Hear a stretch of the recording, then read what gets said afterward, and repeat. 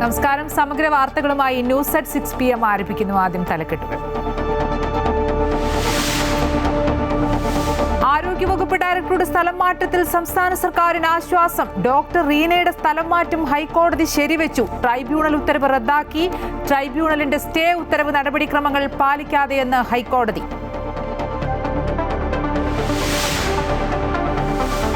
വീര്യം കുറഞ്ഞ മദ്യത്തിന് നികുതി കുറച്ചതിൽ അഴിമതി ആരോപണവുമായി പ്രതിപക്ഷം. ശരവേഗത്തിലുള്ള ഫയൽ നീക്കം. കർണാടകയിലുള്ള സ്വകാര്യ മദ്യ കമ്പനിക്ക് അമിത ലാഭം കൊയ്യാനെന്ന് പിണറായി വിജയൻ. നോട്ടീസിന് അനുമതി നൽകാതിരുന്നിട്ടും പ്രതിപക്ഷം അഴിമതി ആരോപണം ഉന്നയിച്ചത് ചട്ടലംഘനമെന്ന് മുഖ്യമന്ത്രി. അടിയന്തര പ്രമേയത്തിന് അവതരണാനുമതി നിഷേധിച്ചതോടെ വാക്കൌട്ട് നടത്തിയ പ്രതിപക്ഷം. ആശങ്കകൾ ദൂരീകരിക്കണമെന്ന് മുസ്ലിം ലീഗ്. പിണറായി സർക്കാരിന്റെ ധനമാനേജ്മെന്റിൽ വൻ പാളിച്ചയെന്ന് CAG റിപ്പോർട്ട്. കിഫ്ബിയിലൂടെ ഉണ്ടായ ഓഫ് ബജറ്റ് കടമെടുപ്പും പെൻഷൻ കമ്പനിയും വൻ ബാധ്യതയെന്ന് ചൂണ്ടിക്കാട്ടൽ. മുഖ്യമന്ത്രിയുടെ ദുരിതാശ്വാസ നിധിയിൽ വകമാറ്റിൽ. ആഭ്യന്തര ഉൽപാദനത്തിൽ നേരിയ വർധനവ്. 9.3% നിന്ന് 9.97 എത്തി. കേന്ദ്ര സഹായത്തിൽ 42% കുറവെന്നും റിപ്പോർട്ട്. പോലീസ് സംവിധാനത്തിൽ സമഗ്ര അഴിച്ചുപണിക്ക് ശുപാർശ ചെയ്ത് DGP. SHO സംവിധാനത്തിൽ മാറ്റം വേണമെന്നും നിലവിലെ സംവിധാനത്തിൽ നിരവധി അപാകതകൾ എന്നും DGP. 210 സർക്കിളുകൾ രൂപീകരിക്കണമെന്നും റിപ്പോർട്ട്. ആലപ്പുഴയിൽ യൂത്ത് കോൺഗ്രസ് പ്രവർത്തകരെ മർദ്ദിച്ച കേസ് അട്ടിമറിച്ചതിൽ ADGP MR അജിത് കുമാറിന് കുരുക്കുമുറുകുന്നു. അജിത് കുമാറിനെതിരെ DGP തല അന്വേഷണം പ്രഖ്യാപിച്ചേക്കും.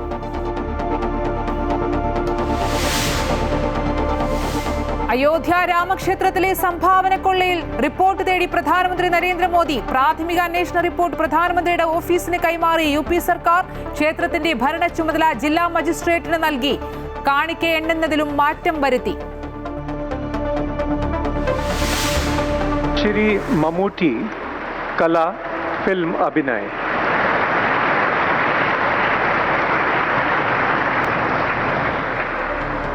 പത്മ പുരസ്കാരങ്ങൾ വിതരണം ചെയ്ത രാഷ്ട്രപതി.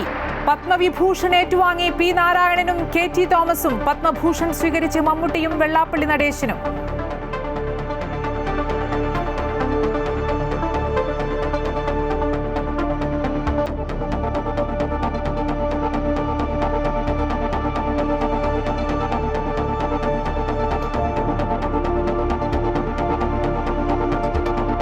ആരോഗ്യവകുപ്പ് ഡയറക്ടർ KJ റീനയെ സ്ഥലം മാറ്റിയ സർക്കാർ നടപടി തടഞ്ഞ അഡ്മിനിസ്ട്രേറ്റീവ് ട്രൈബ്യൂണലിന്റെ ഉത്തരവ് ഹൈക്കോടതി റദ്ദാക്കി. ട്രൈബ്യൂണലിന്റെ സ്റ്റേ ഉത്തരവ് നടപടിക്രമങ്ങൾ പാലിക്കാതെയെന്ന് ഹൈക്കോടതി ഡിവിഷൻ ബെഞ്ച് വ്യക്തമാക്കി. പുതിയ DHSന് ചുമതല ലഭിച്ച ശേഷമാണ് റീന ട്രൈബ്യൂണലിനെ സമീപിച്ചതെന്നും കോടതി നിരീക്ഷിച്ചു. DHS സ്ഥാനത്ത് നിന്ന് ഡോക്ടർ റീനയെ സർക്കാർ സ്ഥലം മാറ്റിയത് ജൂൺ 12-നാണ്. ജൂൺ 13-ന് ഡോക്ടർ മീനാക്ഷി DHSന്റെ ചുമതല ഏറ്റെടുക്കുകയും ചെയ്തു. ജൂൺ 18-നാണ് റീനയുടെ സ്ഥലം മാറ്റം സ്റ്റേ ചെയ്തുള്ള അഡ്മിനിസ്ട്രേറ്റീവ് ട്രൈബ്യൂണൽ ഉത്തരവ് വന്നത്. പുതുതായി നിയോഗിക്കപ്പെട്ട ആൾ ചുമതല ഏറ്റെടുത്ത സാഹചര്യത്തിൽ ട്രൈബ്യൂണൽ ഇടക്കാല ഉത്തരവിലൂടെ നിയമനം സ്റ്റേ ചെയ്തതിൽ അപാകതയുണ്ടെന്നായിരുന്നു സർക്കാരിന്റെ വാദം. ഈ വാദം അംഗീകരിച്ചുകൊണ്ടാണ് ട്രൈബ്യൂണൽ നടപടി ഹൈക്കോടതി സ്റ്റേ ചെയ്തത്. വീര്യം കുറഞ്ഞ മദ്യത്തിന് സർക്കാർ നികുതി ഇളവ് നൽകിയതിന് പിന്നിൽ അഴിമതിയെന്ന് പ്രതിപക്ഷം. കർണാടകയിലെ സ്വകാര്യ കമ്പനിക്ക് വേണ്ടിയാണ് ശരവേഗത്തിൽ ഫയൽ നീക്കം നടത്തിയതെന്ന് പ്രതിപക്ഷ നേതാവ് പിണറായി വിജയൻ. അതേസമയം നോട്ടീസ് നൽകാതെ പ്രതിപക്ഷം സഭയിൽ അഴിമതി ആരോപണം ഉന്നയിച്ചത് ചട്ടലംഘനമെന്നും രേഖകളിൽ നിന്ന് നീക്കണമെന്നും മുഖ്യമന്ത്രി. അടിയന്തര പ്രമേയത്തിന് നോട്ടീസ് അനുവദിക്കാത്തതിനെ തുടർന്ന് പ്രതിപക്ഷം വാക്കൌട്ട് നടത്തി. വീര്യം കുറഞ്ഞ മദ്യത്തിന് നികുതി ഇളവ് പ്രഖ്യാപിച്ചതിലൂടെ സംസ്ഥാനത്ത് സുലഭമായി ലഹരി ഒഴുകുമെന്ന് കാട്ടിയാണ് വിഷയം അടിയന്തര പ്രമേയമായി പ്രതിപക്ഷം കൊണ്ടുവന്നത്. KN ബാലഗോപാൽ നൽകിയ നോട്ടീസിന് പക്ഷേ സ്പീക്കർ അവതരണാനുമതി നൽകിയില്ല. ബജറ്റിലെ നിർദ്ദേശം പ്രതിപക്ഷത്തിന് ചർച്ചയിൽ ഉന്നയിക്കുകയോ സബ്മിഷനായി കൊണ്ടുവരികയോ ചെയ്യാമെന്ന് ചൂണ്ടിക്കാട്ടിയ സ്പീക്കർ നോട്ടീസിന് അനുമതി നിഷേധിച്ചു. ശ്രീ വർക്കൽ രാധാകൃഷ്ണന്റെ തന്നെ ഒരു റൂളിംഗ് ഉണ്ട്. ഇവിടെ ബജറ്റിനെ കുറിച്ചുള്ള ചർച്ച നടന്നുകൊണ്ടിരിക്കുമ്പോൾ ഇതുപോലുള്ള കാര്യങ്ങൾ അനുവദനീയമല്ല എന്നുള്ള നിലയിലുള്ള റൂളിംഗ് ഞാനത് മുഴുവൻ വായിക്കുന്നില്ല. ഏതായാലും അതുകൊണ്ട് റൂൾ 50 ഇവിടെ അനുവദിക്കാൻ നിവൃത്തിയില്ല എന്നുള്ള വിവരം അറിയിക്കുന്നു. അത് ദയവായിട്ട് ചർച്ചയാക്കരുത്. നമുക്ക് അങ്ങേക്ക് ഇത് വേണമെങ്കിൽ ഒരു സബ്മിഷനായിട്ട് പിന്നീട് ഏതെങ്കിലും സന്ദർഭത്തിൽ കൊണ്ടുവരാം. എന്നാൽ ഗൗരവമുള്ള വിഷയമാണെന്നും റൂൾ 50 അനുവദിക്കണമെന്നും ആവശ്യപ്പെട്ട പ്രതിപക്ഷം മുദ്രാവാക്യങ്ങളുമായി നടുത്തളത്തിലിറങ്ങി. ഇതിനിടെ മദ്യത്തിന് നികുതി ഇളവ് നൽകിയതിൽ സർക്കാരിനെതിരെ പ്രതിപക്ഷ നേതാവ് പിണറായി വിജയൻ ഗുരുതരമായ അഴിമതി ആരോപണം ഉയർത്തി. കർണാടകയിലെ സ്വകാര്യ കമ്പനിക്ക് വേണ്ടി അതിവേഗത്തിൽ ഫയൽ നീക്കം നടത്തിയതിന് പിന്നിൽ അഴിമതിയെന്ന് പിണറായി വിജയൻ ആരോപിച്ചു. ഇതിന്റെ ഗുണഭോക്താവ് എല്ലാവർക്കും അറിയാവുന്നതുപോലെ കർണാടകയിലെ ഒരു മദ്യ കമ്പനിയാണ്. നമ്മുടെ സ്വകാര്യ പുസ്തക കമ്പനിയായ ബക്കാർഡി അവർക്ക് വേണ്ടിയുള്ള സന്ദേശമായിട്ടാണ് വന്നിരിക്കുന്നത്. സോഫ്റ്റ് ഡ്രിങ്ക് പോലെ സാർവത്രികമാക്കാനാണ് പോകുന്നത്. ഇതാണ് ഗൗരവമായ ദയവായിട്ട്. എന്നാൽ സഭയിൽ നോട്ടീസ് നൽകാതെ പ്രതിപക്ഷം അഴിമതി ഉന്നയിച്ചത് ചട്ടലംഘനമെന്ന് ചൂണ്ടിക്കാട്ടിയ മുഖ്യമന്ത്രി ആരോപണം രേഖകളിൽ നിന്ന് നീക്കണമെന്നാവശ്യപ്പെട്ടു. ഗൗരവമേറിയ വിഷയത്തിൽ അടിയന്തര പ്രമേയത്തിന് നോട്ടീസ് അനുവദിക്കാത്തതിൽ പ്രതിഷേധിച്ച് പ്രതിപക്ഷം വാക്കൌട്ട് നടത്തി. ഭരണപക്ഷത്തു നിന്ന് പോലും വ്യാപക വിമർശനം നേരിടുന്ന വിഷയം സഭയിൽ സംസാരിക്കാൻ പ്രതിപക്ഷ നേതാവിനെ അനുവദിക്കാത്തതിന് പിന്നിൽ മറ്റെന്തോ ചീഞ്ഞു നാറുന്നുണ്ട് എന്ന് വാക്കൌട്ടിന് ശേഷം മാധ്യമങ്ങളെ കണ്ട പ്രതിപക്ഷം ആരോപിച്ചു. ഒരു സഭ തുടങ്ങി 1 മാസം ആവുന്ന ഘട്ടത്തിൽ തന്നെ ആ സഭയ്ക്കകത്ത് പ്രതിപക്ഷ നേതാവ് സംസാരിക്കുമ്പോൾ ഈ പുറത്തും രാജ്യത്തും ലോകത്തും എല്ലാം കിടന്നടിക്കുന്ന VM സുധീരനും മറ്റു നേതാക്കന്മാരും എല്ലാം പറയുന്നൊരു കാര്യം, നിയമസഭയ്ക്കകത്ത് പ്രതിപക്ഷ നേതാവ് സംസാരിച്ചാൽ ആ മൈക്ക് ഓഫ് ആക്കുക മാത്രമല്ല രേഖ തന്നെ റദ്ദ് ചെയ്യുമെന്ന് പറയുന്ന തരത്തിലേക്ക് ഇരുണ്ട ഒരു നാളുകളിലേക്ക് നമ്മുടെ നിയമസഭയെ കൊണ്ടെത്തിക്കാനാണ്. അതുകൊണ്ടാണല്ലോ സഭാ TV ഇത് മാറ്റിയത് ഈ പറയുന്നതനുസരിച്ച്. ഞങ്ങളുടെ അഭിപ്രായം പറയാൻ പോലും സമ്മതിക്കാത്തൊരു സമീപനം വരുന്നത് സംശയകരമാണ്. ഇതിനകത്ത് ഡെൻമാർക്കിൽ എന്തോ ചീഞ്ഞു നാറുന്നുണ്ട് എന്ന് പറയുന്നത് പോലെ ഇവർക്ക് തന്നെ എന്താ ഇത്ര സംശയം? ഇവരെന്തുകൊണ്ടാണ് സംസാരിക്കാത്തത്? അങ്ങനെയാണെങ്കിൽ അത് ചർച്ച ചെയ്താൽ പോരെ? അതേസമയം മദ്യനയത്തെ ചൊല്ലി സഭയ്ക്കകത്ത് പ്രതിപക്ഷ പ്രതിഷേധം ശക്തമാകുമ്പോഴും മുഖ്യമന്ത്രിയും എക്സൈസ് മന്ത്രിയും ഒരക്ഷരം പോലും പ്രതികരിക്കാൻ തയ്യാറായിരുന്നില്ല. അമൃത ന്യൂസ്, തിരുവനന്തപുരം. നിലപാടിൽ മലക്കം മറിഞ്ഞ് വി ഡി സതീശൻ. പുതിയ സർക്കാർ അധികാരത്തിലെത്തിയതോടെ വി ഡി സതീശന്റെ കരിമണൽ ഖനനത്തിനെതിരായ പ്രസംഗം ചർച്ചയാകുന്നു. UDF അധികാരത്തിലെത്തിയാൽ ഖനനം അപ്പോൾ നിർത്തും. ആലപ്പുഴയുടെ പാരിസ്ഥിതികമായ തകർച്ചയ്ക്ക് ഖനനം വഴിയൊരുക്കും. നിലപാട് വ്യക്തമാണെന്നും പ്രസംഗം. പുതുയുഗ യാത്രയിൽ ആലപ്പുഴയിലെ യോഗത്തിൽ വെച്ചായിരുന്നു വി ഡി സതീശന്റെ നിലപാട് പ്രഖ്യാപനം. സംസ്ഥാന ബജറ്റിലെ മദ്യനികുതി ഇളവുകൾക്കെതിരെ പരസ്യ വിമർശനവുമായി മുസ്ലിം ലീഗ് സംസ്ഥാന അധ്യക്ഷൻ പാണക്കാട് സയ്യിദ് സാദിഖ് അലി ശിഹാബ് തങ്ങൾ. മുസ്ലിം ലീഗിന്റെ മുഖപത്രമായ ചന്ദ്രികയിലെ ലേഖനത്തിലൂടെയാണ് സർക്കാരിന്റെ മദ്യനയത്തിനെതിരെ സാദിഖ് അലി തങ്ങൾ വിമർശനം ഉന്നയിച്ചത്. മദ്യനികുതി ഇളവുകളുമായി ബന്ധപ്പെട്ട ആശങ്കകൾ ദൂരീകരിക്കണമെന്നും തങ്ങൾ ആവശ്യപ്പെട്ടു. മദ്യത്തിന് നികുതി കുറയ്ക്കാനുള്ള സർക്കാർ നടപടിക്കെതിരെ ഘടകകക്ഷിയായ മുസ്ലിം ലീഗിൽ നേരത്തെ അതൃപ്തി പുകഞ്ഞു തുടങ്ങിയിരുന്നു. നിലവിലത് പരസ്യമാക്കിയതാകട്ടെ ലീഗ് മുഖപത്രമായ ചന്ദ്രികയിലൂടെ. മദ്യനികുതി ഇളവുമായി ബന്ധപ്പെട്ട് ഉയർന്നിട്ടുള്ള ആശങ്കകൾ ദൂരീകരിക്കാൻ സർക്കാരിന് കഴിയണമെന്ന് മുസ്ലിം ലീഗ് അധ്യക്ഷൻ സാദിഖ് അലി ശിഹാബ് തങ്ങളാണ് നിലപാട് വ്യക്തമാക്കിയിരിക്കുന്നത്. പിറക്കട്ടെ ലഹരിമുക്ത ഗ്രാമങ്ങൾ എന്ന തലക്കെട്ടിലെഴുതിയ ലേഖനത്തിലാണ് തങ്ങളുടെ ഈ പരാമർശം. ലഹരിയെ നാടുകടത്താനുള്ള ഓപ്പറേഷൻ തൂഫാൻ പദ്ധതിയെ നാടും നഗരവും ഏറ്റെടുക്കുമ്പോൾ തന്നെയാണ് ബജറ്റിലെ ഈ പ്രഖ്യാപനമെന്നും സാദിഖ് അലി തങ്ങൾ ലേഖനത്തിൽ ചൂണ്ടിക്കാട്ടുന്നു. കേരളത്തിലെ ഭാവി തലമുറയ്ക്ക് വേണ്ടി ആഭ്യന്തരമന്ത്രി രമേശ് ചെന്നിത്തലയും ലഹരി വിരുദ്ധ യാത്രയിലാണ്. വാരിയർ ബാഡ്ജ് അണിഞ്ഞ് കുടുംബസമേതം നമുക്കും ലഹരി യുദ്ധമായ തൂഫാനിൽ ഒപ്പുചേരാമെന്നും സാദിഖ് അലി തങ്ങൾ വ്യക്തമാക്കിയിട്ടുണ്ട്.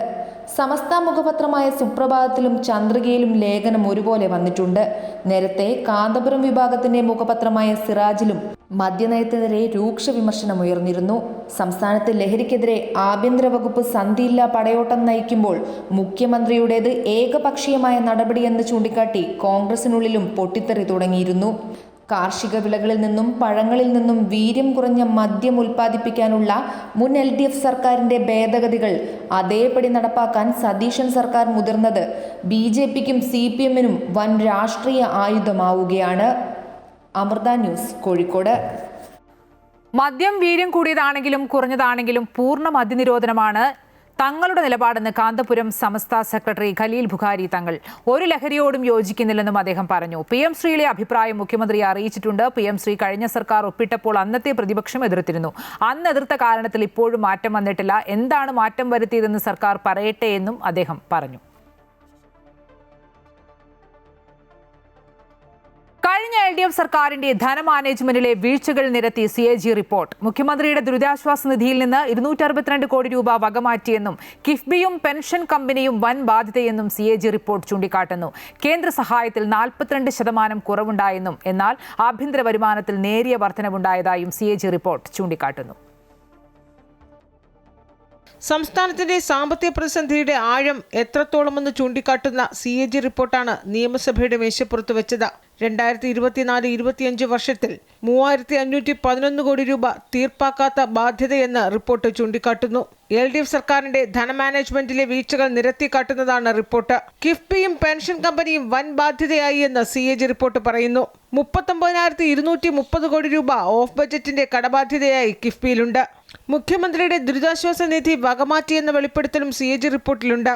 262.06 കോടി രൂപ സഞ്ചിത നിധിയിലേക്ക് ക്രമരഹിതമായി മാറ്റിയെന്ന് CAG റിപ്പോർട്ട് ചൂണ്ടിക്കാട്ടുന്നു. റവന്യൂ കമ്മിയും ധനക്കമ്മിയും കുറച്ചു കാണിക്കാനാണ് ഈ നടപടിയെന്നും വിലയിരുത്തുന്നു. കേന്ദ്ര സഹായത്തിൽ 42% കുറവുണ്ടായതായി CAG റിപ്പോർട്ട് പറയുന്നു. അതേസമയം സംസ്ഥാനത്ത് ആഭ്യന്തര വരുമാനത്തിൽ നേരിയ വർധനവുണ്ടായിട്ടുണ്ട്. 9.30% നിന്ന് 9.97% ഉയർന്നു. റവന്യൂ ചെലവിന്റെ 64%, വരവിന്റെ 80%, ശമ്പളം, പെൻഷൻ അടക്കമുള്ള ആനുകൂല്യങ്ങൾക്കായി ഉപയോഗിക്കപ്പെടുന്നുവെന്നും CAG റിപ്പോർട്ട് ചൂണ്ടിക്കാട്ടുന്നു. അമൃത ന്യൂസ്, തിരുവനന്തപുരം. SHO സംവിധാനം മാറ്റണമെന്നാവശ്യപ്പെട്ട് സംസ്ഥാന പോലീസ് മേധാവി ആഭ്യന്തര സെക്രട്ടറിക്ക് ശുപാർശ കൈമാറി. വിദഗ്ധ സമിതിയുടെ റിപ്പോർട്ട് അടക്കമാണ് കൈമാറിയത്.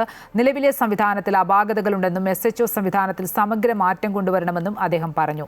എല്ലാ പോലീസ് സ്റ്റേഷനുകളിലും ഇൻസ്പെക്ടർമാർ വേണ്ടതില്ലെന്നും 63 സ്റ്റേഷനുകളിൽ മാത്രം ഇൻസ്പെക്ടർ റാങ്കുകളിലുള്ളവർ മതിയെന്നും റിപ്പോർട്ടിൽ പറയുന്നുണ്ട്. തീവ്രവാദ വിരുദ്ധ സ്ക്വാഡ്, ക്രൈംബ്രാഞ്ച് എന്നിവകളിൽ കൂടുതൽ തസ്തികകൾ വേണമെന്നും ആവശ്യപ്പെടുന്നുണ്ട്. നവകേരള യാത്രയ്ക്കിടെ യൂത്ത് കോൺഗ്രസ് പ്രവർത്തകരെ മർദ്ദിച്ച കേസ് അട്ടിമറിച്ചതിൽ ADGP MR അജിത് കുമാറിന് കുരുക്കുമുറുകുന്നു. അജിത് കുമാറിനെതിരെ DGP തല അന്വേഷണം പ്രഖ്യാപിച്ചേക്കും. SIT നൽകിയ അന്വേഷണ റിപ്പോർട്ട് DGP ആഭ്യന്തര വകുപ്പിന് ഉടൻ കൈമാറും. കഴിഞ്ഞ LDF സർക്കാരിന്റെ കാലത്ത് നവകേരള യാത്ര നടക്കുമ്പോൾ ആലപ്പുഴയിൽ പ്രതിഷേധിച്ച യൂത്ത് കോൺഗ്രസ് പ്രവർത്തകരെ മുഖ്യമന്ത്രിയുടെ ഗൺമാൻമാർ മർദ്ദിച്ച കേസിലെ പുനരന്വേഷണത്തിലാണ് കൂടുതൽ വെളിപ്പെടുത്തലുകളുണ്ടായത്. അന്ന് കേസ് അട്ടിമറിക്കാൻ ക്രമസമാധാന ചുമതലയുണ്ടായിരുന്ന ADGP MR അജിത് കുമാർ ഇടപെട്ടു എന്നാണ് കണ്ടെത്തൽ. അജിത് കുമാറിനെതിരായ മൊഴി ഉൾപ്പെടുത്തിയ SIT റിപ്പോർട്ട് ഇപ്പോൾ DGPയുടെ മുന്നിലാണുള്ളത്. കേസ് അട്ടിമറിക്കാൻ MR അജിത് കുമാർ ഇടപെട്ടത് ഗുരുതര കുറ്റകൃത്യമെന്ന് ചൂണ്ടിക്കാട്ടിയാണ് SIT റിപ്പോർട്ട് നൽകിയിരിക്കുന്നത്. അജിത് കുമാറിനെതിരെ കുരുക്കുമുറുകുന്ന പരാമർശങ്ങളാണ് റിപ്പോർട്ടിലുള്ളത്. ഇതിൽ സംസ്ഥാന പോലീസ് മേധാവി നടപടിക്ക് ശുപാർശ ചെയ്ത് ആഭ്യന്തരമന്ത്രിക്ക് ഉടൻ തന്നെ റിപ്പോർട്ട് കൈമാറും. DGP തല അന്വേഷണം ഉണ്ടാകുമെന്നാണ് സൂചന. പോലീസ് മേധാവി നൽകുന്ന റിപ്പോർട്ടിന്മേൽ സർക്കാർ എന്ത് നിലപാട് സ്വീകരിക്കുമെന്നത് നിർണായകമാണ്. കടുത്ത നടപടി ഉണ്ടാകുമോ എന്നാണ് അറിയേണ്ടത്. അതേസമയം സർക്കാർ അധികാരത്തിൽ വന്ന ശേഷം IAS IPS തലത്തിൽ വ്യാപക അഴിച്ചുപണി നടന്നിട്ടും MR അജിത് കുമാറിനെ ബെവ്കോ CNB സ്ഥാനത്ത് നിന്ന് മാറ്റിയിരുന്നില്ല. അമൃത ന്യൂസ്, തിരുവനന്തപുരം. ED ഉദ്യോഗസ്ഥരെ ആക്രമിച്ച കേസിൽ CPM പ്രവർത്തകരായ 3 പ്രതികളുടെ ജാമ്യാപേക്ഷ തള്ളി. 3-ാം പ്രതി ജീവൻ, 13-ാം പ്രതി നന്ദു, 23-ാം പ്രതി ഷൈജു എന്നിവരുടെ ജാമ്യാപേക്ഷയാണ് തള്ളിയത്. Thiruvananthapuram first class judicial magistrate കോടതിയുടേതാണ് നടപടി. കൊട്ടാരക്കരയിൽ 3 പേരുടെ മരണത്തിനിടയാക്കിയ ടിപ്പർ ലോറി അപകടത്തിൽ ഗുരുതര നിയമലംഘനങ്ങൾ കണ്ടെത്തി മോട്ടോർ വാഹന വകുപ്പ്. അപകടമുണ്ടാക്കിയ ലോറിയുടെ ഡ്രൈവർക്ക് ഹെവി വാഹന ലൈസൻസ് ഇല്ലായിരുന്നുവെന്നും വാഹനത്തിന്റെ GPS-ഉം സ്പീഡ് ഗവർണറും പ്രവർത്തനരഹിതമാക്കിയ നിലയിലായിരുന്നുവെന്നും അധികൃതർ വ്യക്തമാക്കി. നേരത്തെയും അപകടത്തിൽപ്പെട്ട് മറിഞ്ഞ ചരിത്രമുള്ള വാഹനമാണ് ദുരന്തത്തിന് കാരണമായ ടിപ്പർ ലോറി. കൊട്ടാരക്കരയിൽ 3 പേരുടെ ജീവൻ കവർന്ന ടിപ്പർ ലോറി അപകടത്തിൽ ഞെട്ടിക്കുന്ന കണ്ടെത്തലുകളാണ് പുറത്തുവരുന്നത്.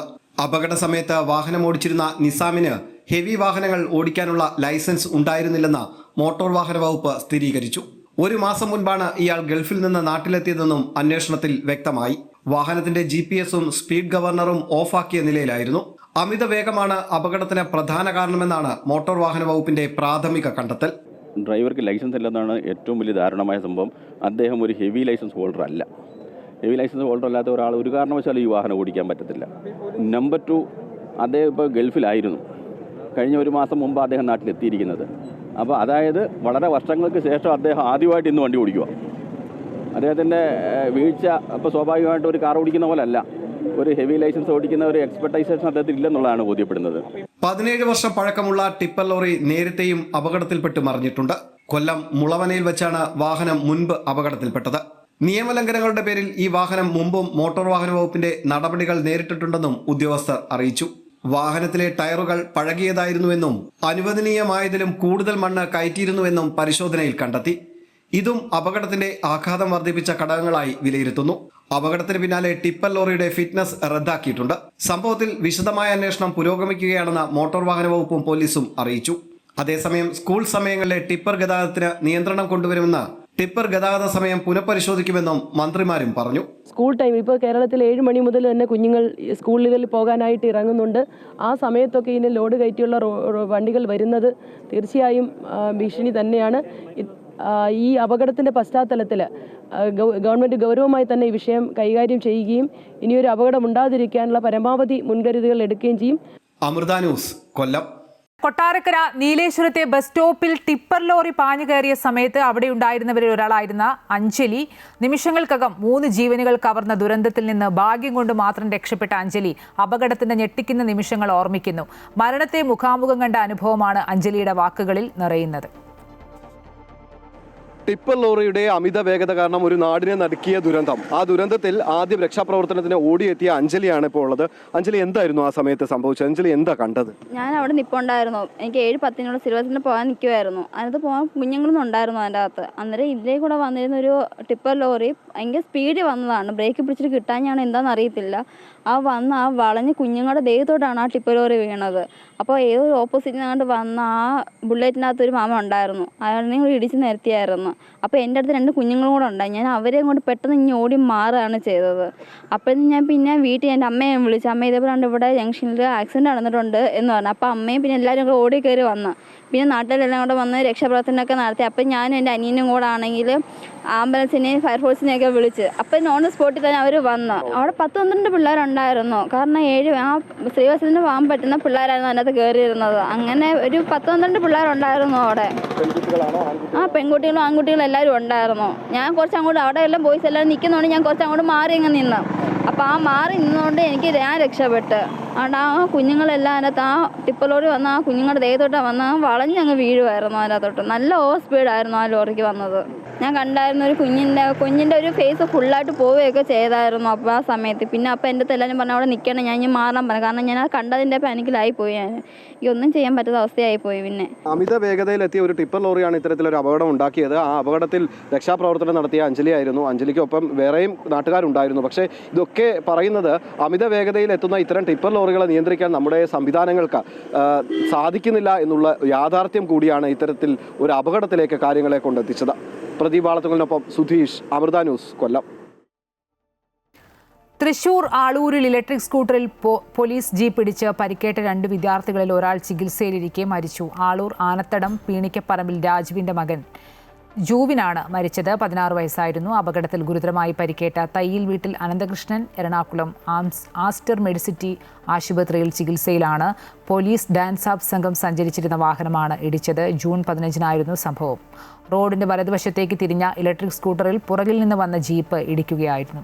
MC റോഡിൽ പന്തളം തോന്നല്ലൂരിന് സമീപം വാഴക്കുലയുമായി വന്ന ലോറി നിയന്ത്രണം വിട്ടുമറിഞ്ഞ് സ്കൂട്ടർ യാത്രികൻ മരിച്ചു. കൊല്ലം പവിത്രേശ്വരം സ്വദേശി പ്രത്യാഷാണ് മരിച്ചത്. ഇന്ന് വൈകിട്ട് 4 മണിയോടെയായിരുന്നു അപകടം.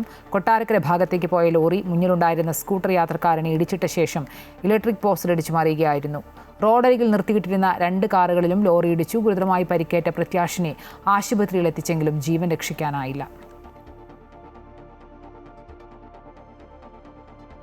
അയോധ്യ രാമക്ഷേത്രത്തിലെ സംഭാവന കൊള്ളയിൽ പ്രധാനമന്ത്രി നരേന്ദ്രമോദി റിപ്പോർട്ട് തേടി. പ്രാഥമിക അന്വേഷണ റിപ്പോർട്ട് UP സർക്കാർ പ്രധാനമന്ത്രിയുടെ ഓഫീസിന് കൈമാറി. ക്ഷേത്രത്തിന്റെ ദൈനംദിന ചുമതല അയോധ്യ ജില്ലാ മജിസ്ട്രേറ്റിന് നൽകി. അയോധ്യ രാമക്ഷേത്രത്തിൽ സമർപ്പിച്ച വഴിപാടുകളിൽ നിന്ന് 7 കോടിയോളം രൂപയും കാണിക്കയായി നൽകിയ 60 കിലോ വെള്ളിക്കട്ടികളും അടക്കം കാണാതായെന്ന പരാതിയിലാണ് പ്രധാനമന്ത്രിയുടെ ഓഫീസ് രാമക്ഷേത്ര ട്രസ്റ്റിനോട് റിപ്പോർട്ട് ആവശ്യപ്പെട്ടിരിക്കുന്നത്. പ്രത്യേക അന്വേഷണ സംഘത്തിന്റെ റിപ്പോർട്ടും UP മുഖ്യമന്ത്രി യോഗി ആദിത്യനാഥ് പ്രധാനമന്ത്രിയുടെ ഓഫീസിന് കൈമാറി. പ്രധാനമന്ത്രി നരേന്ദ്രമോദി സ്ഥിതിഗതികൾ നേരിട്ട് വിലയിരുത്തും. അതേസമയം സംഭാവന തട്ടിപ്പിനൊപ്പം ഭൂമി ഇടപാടിലും അയോധ്യയിൽ വൻ ക്രമക്കേട് നടന്നെന്ന വിവരമാണ് പുറത്തുവരുന്നത്. വിപണി വിലയിലും കൂടിയ വിലയ്ക്ക് ക്ഷേത്ര ട്രസ്റ്റ് ഭൂമി വാങ്ങിക്കൂട്ടിയതും അന്വേഷിക്കാൻ സർക്കാർ തീരുമാനിച്ചു. പ്രാഥമിക റിപ്പോർട്ട് കൈമാറിയ അന്വേഷണ സംഘം വിശദമായ അന്വേഷണത്തിന് കൂടുതൽ സമയം തേടിയേക്കും. അതിനിടെ അയോധ്യ ക്ഷേത്രത്തിന്റെ ഭരണ ചുമതല ജില്ലാ മജിസ്ട്രേറ്റിന് നൽകി. ദൈനംദിന ഭരണ ചുമതല ജില്ലാ മജിസ്ട്രേറ്റ് ഏറ്റെടുത്തു. ശശാങ്ക് ത്രിപാഠിക്കാണ് ചുമതല. കാണിക്ക എണ്ണുന്നതിലും മാറ്റം വരുത്തി. മേശയിൽ വെച്ച് പണം എണ്ണരുത്, തറയിൽ പരവതാനി വിരിച്ച് അതിൽ പണമെണ്ണണം. ഭണ്ഡാരത്തിൽ നിന്ന് പണം മാറ്റുമ്പോഴും എണ്ണുമ്പോഴും വീഡിയോ നിർബന്ധമായും ചിത്രീകരിക്കണം. 6 പുതിയ CCTV ക്യാമറകൾ കൂടി സ്ഥാപിച്ചു. ക്യാമറകളുടെ സ്റ്റോറേജ് കപ്പാസിറ്റി കൂട്ടി. പണം എണ്ണിത്തിട്ടപ്പെടുത്തുന്ന 40 ജീവനക്കാരെയാണ് ക്ഷേത്ര ട്രസ്റ്റ് മാറ്റി നിർത്തിയത്. പ്രത്യേക അന്വേഷണ സംഘം മൊഴി രേഖപ്പെടുത്തിയ ജീവനക്കാർക്കെതിരെയാണ് ഈ അടിയന്തര നടപടി സ്വീകരിച്ചത്. ഇതിനിടെ ക്രമക്കേടുകൾ ചൂണ്ടിക്കാട്ടി നിലവിലെ ക്ഷേത്ര ട്രസ്റ്റ് പിരിച്ചുവിടണമെന്നാവശ്യപ്പെട്ട് രാമജന്മഭൂമി പ്രക്ഷോഭകാലത്തെ കർസേവകരുടെ സംഘടനയായ ധർമ്മസേന പ്രധാനമന്ത്രിക്ക് കത്തയച്ചു. RSSുമായും സംഘപരിവാറുമായും അടുത്ത ബന്ധമുള്ള നേതാക്കൾ ഉൾപ്പെട്ട ട്രസ്റ്റാണ് ഇതുവരെ ക്ഷേത്രത്തിന്റെ ദൈനംദിന കാര്യങ്ങൾ നിയന്ത്രിച്ചിരുന്നത്. അമൃത ന്യൂസ്, ന്യൂഡൽഹി. തിരഞ്ഞെടുപ്പ് തോൽവി ഉത്കണ്ഠയുണ്ടാക്കുന്ന വ്യതിയാനമെന്ന് CPM കേന്ദ്ര കമ്മിറ്റി അംഗം KK ശൈലജ. നേതാക്കന്മാരുടെ പെരുമാറ്റവും ഭാഷാശൈലിയും പരിശോധിക്കണമെന്നും തെറ്റുണ്ടെങ്കിൽ തിരുത്തണമെന്നും KK ശൈലജ. ചിന്താവാരികയിൽ എഴുതിയ ലേഖനത്തിലാണ് വിമർശനം. പാർട്ടിയിൽ ഉറച്ചുനിന്നവർ പോലും വിട്ടുപോയ സാഹചര്യം അപകടകരമെന്നും KK ശൈലജ മുന്നറിയിപ്പ് നൽകുന്നു. തിരഞ്ഞെടുപ്പ് തോൽവിയിൽ നേതൃത്വത്തിനെതിരെ താഴെത്തട്ടിൽ നിന്ന് വരെ കടുത്ത വിമർശനം തുടരുമ്പോഴാണ് CPM കേന്ദ്ര കമ്മിറ്റി അംഗം KK ശൈലജയുടെ തുറന്നുപറച്ചിൽ. തെറ്റുകൾ തിരുത്തിയേ മതിയാകൂ എന്ന് സംസ്ഥാന നേതൃത്വത്തിന് മുന്നറിയിപ്പ് നൽകുകയാണ് KK ശൈലജ. ചിന്താവാരികയിൽ എഴുതിയ ലേഖനത്തിലാണ് KK ശൈലജയുടെ വിമർശനം. തിരഞ്ഞെടുപ്പ് തോൽവി ഉത്കണ്ഠയുണ്ടാക്കുന്ന വ്യതിയാനമെന്നാണ് മുന്നറിയിപ്പ്. മുൻകാലങ്ങളിൽ തിരഞ്ഞെടുപ്പുകളിൽ കനത്ത തോൽവി പാർട്ടി ഏറ്റുവാങ്ങിയിട്ടുണ്ട്. അതുപോലെയല്ല ഇപ്പോൾ ഉണ്ടായിരിക്കുന്ന തോൽവി. പാർട്ടിയുടെ ഉറച്ച കോട്ടകളിൽ പോലും ഇളക്കമുണ്ടായിരിക്കുന്നു. പാർട്ടിയിൽ ഉറച്ചുനിന്ന നേതാക്കന്മാർ പലരും വിട്ടുപോയി. ഇപ്പോൾ സംഭവിച്ചിരിക്കുന്ന തോൽവി അതീവ ഗൗരവതരമാണ്. സംഘടനാ ദൗർബല്യം സംഭവിച്ചിരിക്കുന്നു.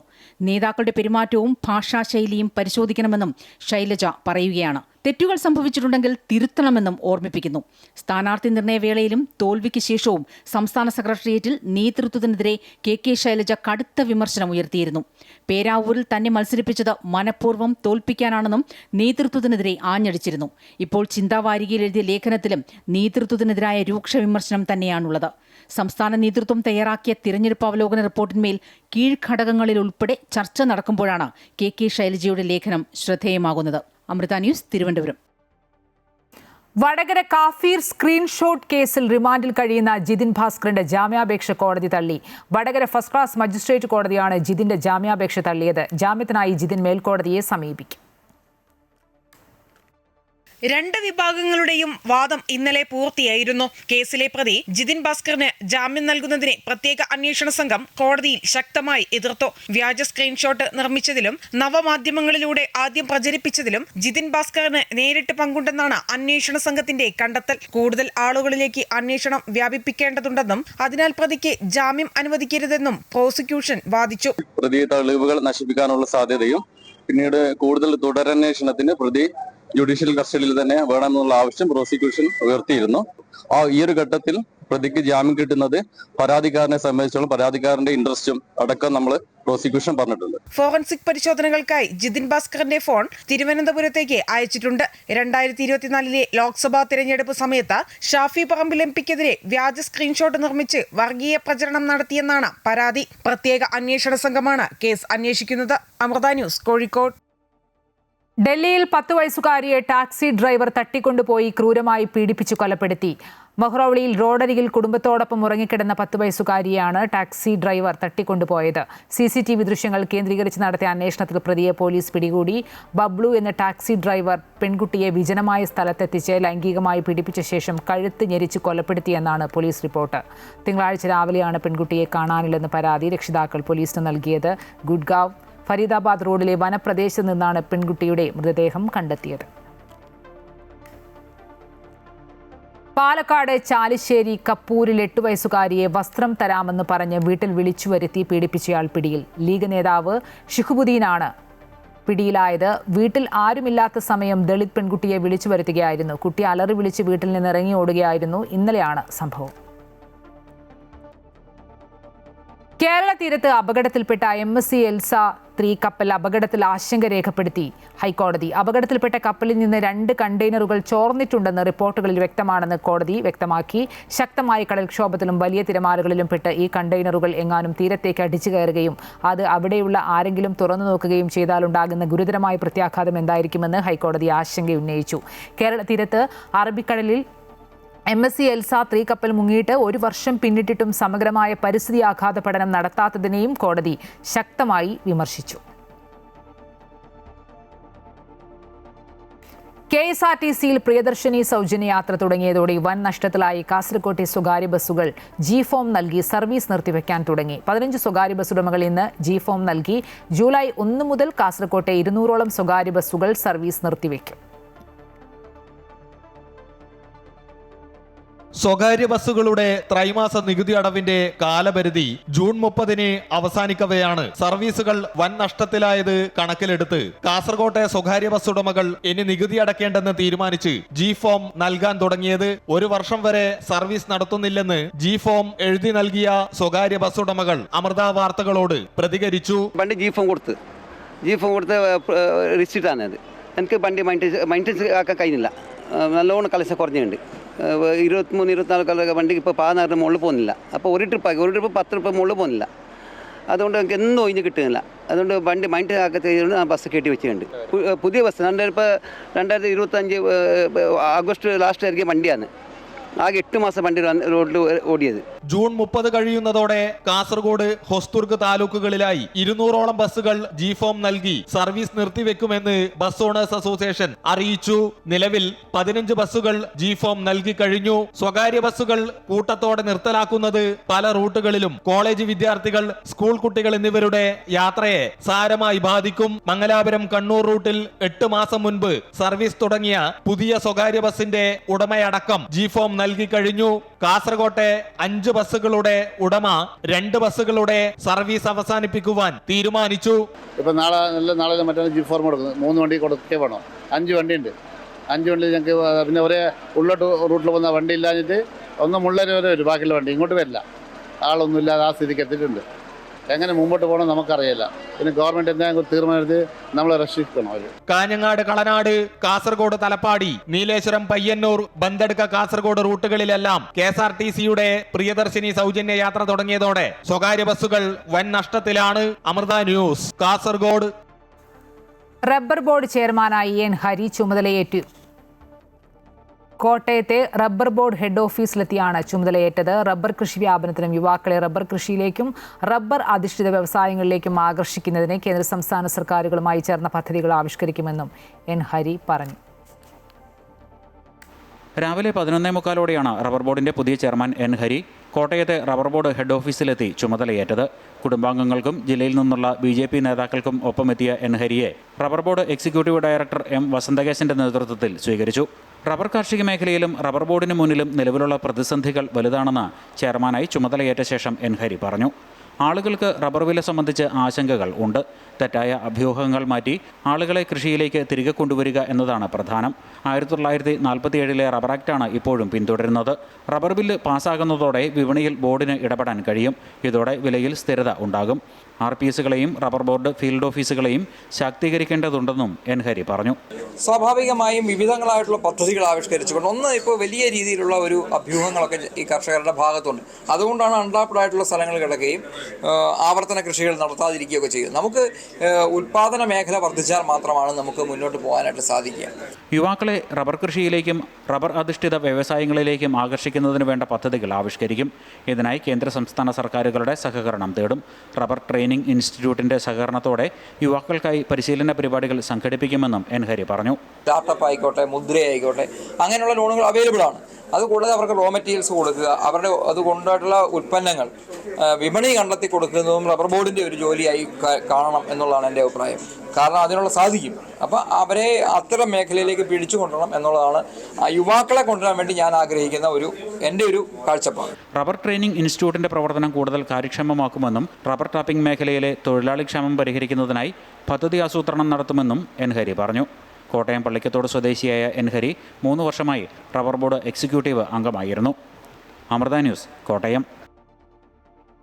രാജ്യത്തെ പരമോന്നത സിവിലിയൻ പുരസ്കാരമായ പത്മ പുരസ്കാരങ്ങൾ ഏറ്റുവാങ്ങി മലയാളികൾ. 5 മലയാളികളാണ് രണ്ടാം ഘട്ടത്തിൽ പുരസ്കാരം ഏറ്റുവാങ്ങിയത്. രാഷ്ട്രപതി ഭവനിൽ നടന്ന പുരസ്കാര വിതരണത്തിന്റെ രണ്ടാം ഘട്ട ചടങ്ങിൽ രാഷ്ട്രപതി ദ്രൗപദി മുർമുവാണ് പുരസ്കാരങ്ങൾ സമ്മാനിച്ചത്. RSS സൈദ്ധാന്തികൻ പി നാരായണൻ, പ്രമുഖ നിയമജ്ഞൻ ജസ്റ്റിസ് KT തോമസ് എന്നിവർ രാജ്യത്തെ രണ്ടാമത്തെ ഉയർന്ന സിവിലിയൻ ബഹുമതിയായ പത്മവിഭൂഷൺ രാഷ്ട്രപതിയിൽ നിന്ന് ഏറ്റുവാങ്ങി. ഇന്ത്യൻ സിനിമയ്ക്ക് നൽകിയ അതുല്യമായ അഭിനയ പാടവത്തിനുള്ള ആദരമായി നടൻ മമ്മൂട്ടി പത്മഭൂഷൺ പുരസ്കാരം ഏറ്റുവാങ്ങി. വെള്ളാപ്പള്ളി നടേശനും പത്മഭൂഷൺ ബഹുമതി ഏറ്റുവാങ്ങി. പ്രശസ്ത നൃത്താധ്യാപികയും നർത്തകിയുമായ കലാമണ്ഡലം വിമല മേനോന് പത്മശ്രീ പുരസ്കാരവും സമ്മാനിച്ചു.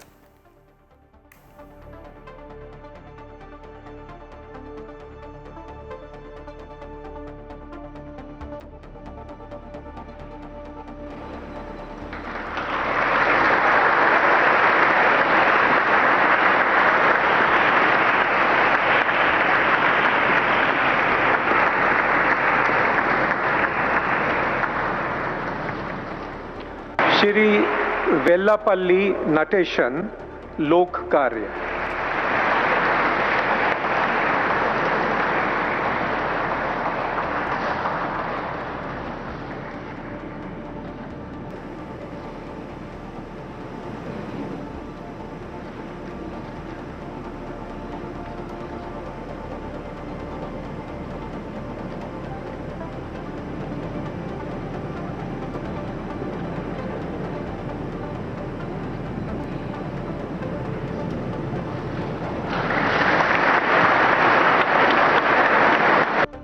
श्री ममूटी कला फिल्म अभिनय.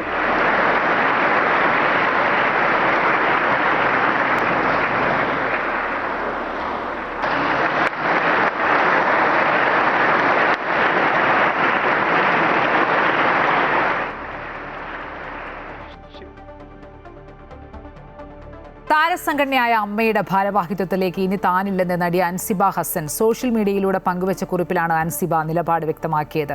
സംഘടനയുടെ അമരത്തേക്ക് ശക്തരായ യുവതലമുറ കടന്നുവരണമെന്നും അൻസിബ കുറിച്ചു.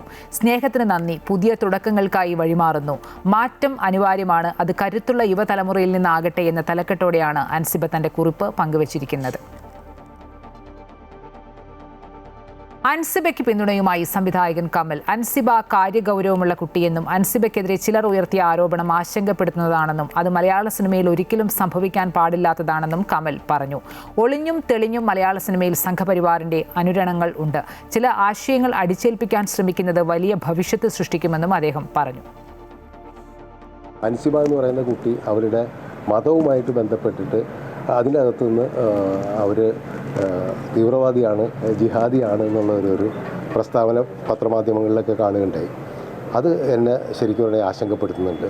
അത് മലയാള സിനിമയിൽ ഒരിക്കലും സംഭവിക്കാൻ പാടില്ലാത്ത, അങ്ങനെ ആരുടെയെങ്കിലും ഭാഗത്തുനിന്ന് അങ്ങനെ ഒരു തമാശയ്ക്കാണെങ്കിൽ പോലും അങ്ങനെ ഒരു പ്രസ്താവന വന്നിട്ടുണ്ടെങ്കിൽ അതൊരു സംഘടനയുടെ അകത്തുനിന്ന് അതിൻ്റെ ഭാരവാഹികളുടെ അടുത്തുനിന്നൊക്കെ വന്നിട്ടുണ്ടെങ്കിൽ അത് ഗൗരവമായി പരിഗണിക്കേണ്ടതാണ്. അത് ഒരു സാമൂഹ്യ പ്രശ്നമാണ്. മൊത്തം കേരളീയ സമൂഹത്തിൽ ഏത് രീതിയിലാണ് സംഘപരിവാർ സംഘടനകളും അതിൻ്റെ ആശയങ്ങളുമൊക്കെ ജനങ്ങളിലേക്ക് എത്തുന്നതെന്ന് നമുക്കറിയാം. ഒളിഞ്ഞും തെളിഞ്ഞും മലയാള സിനിമയിലും അതിൻ്റേതായ അനുരണനങ്ങൾ പല രീതിയിലുണ്ട് എന്നുള്ളതാണ് സത്യം.